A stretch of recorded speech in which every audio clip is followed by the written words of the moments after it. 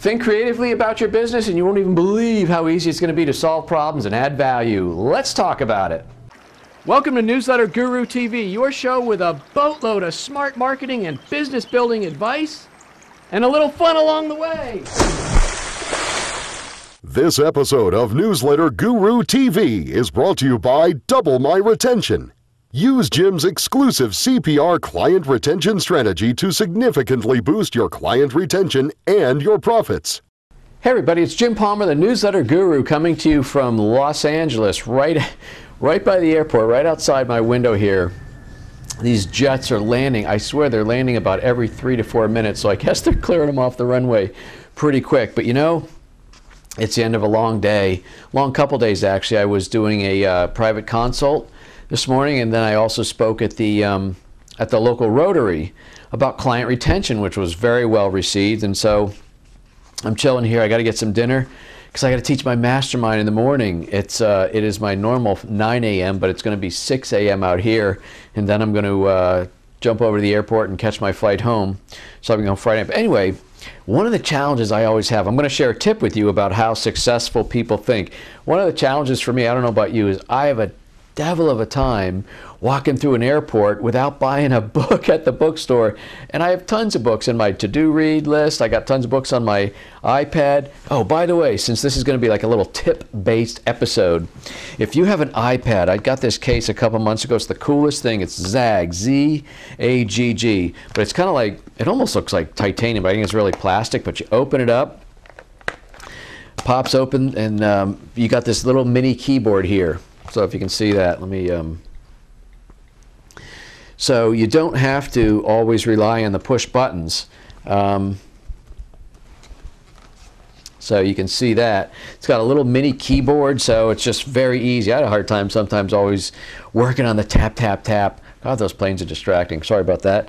But anyway, didn't even want to show you that, but anyway, if you got an iPad, this Zagg 2 case, really, really cool. Anyway, so this book by John Maxwell, I love John Maxwell. I think I've got every one of his books. But the tip that I want to share with you today is about how to discover creative thinking, and just creative thinking for coming up with some solutions for your business, maybe a new strategy, but also for problem solving.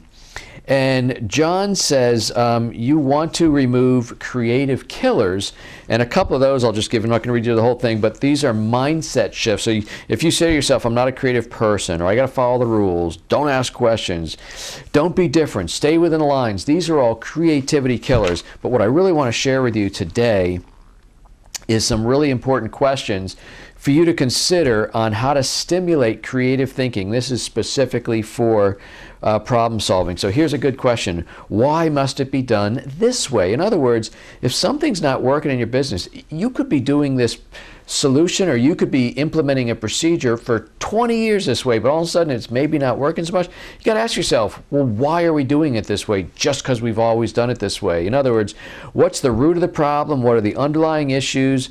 What does this remind me of? And here's one. It's not even on a list. It's my own question. Oh, 747. Pretty cool.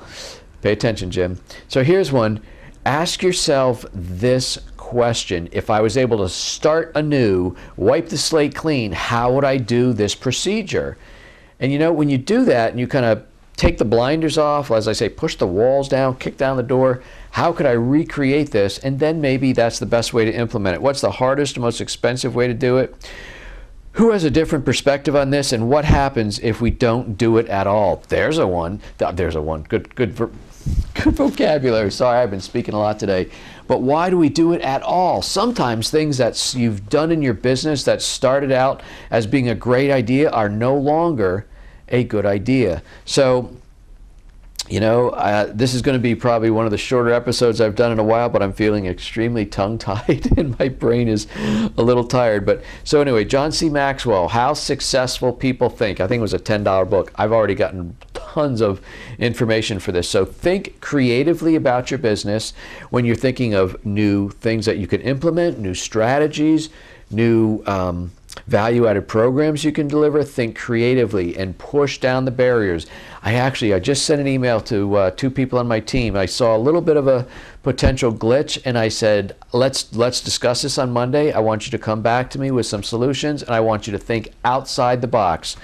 Not saying there's a problem or an issue with anything we're doing, but somewhere there's a little glitch and things aren't getting received in the proper way. So I want you to think outside the box, and let's get this thing solved before it blows up into something else, which it's not going to do. But see what I'm saying? Think creatively about your business. Okay. My name is Jim Palmer. I am committed to helping you build a more profitable business faster, even from the West Coast. And what I want you to do is, before the day's out, look for ways that you can add more value to what it is that you're doing for your clients, customers, patients. When you add more value, wrap it all up with world-class service, they're going to stay longer. And when they stay longer, they spend more and they refer more, and that is really a great thing. That's a really key element of what I talked about today with retention. Then go do something nice for somebody today. You know, I got a town car over from where I was speaking over to the hotel, and you know, once in a while you got to treat yourself, right? And so this town car, the guy, you know, is very nice, very comfortable, but he kept waving people in front of him, and I thought, how cool is that?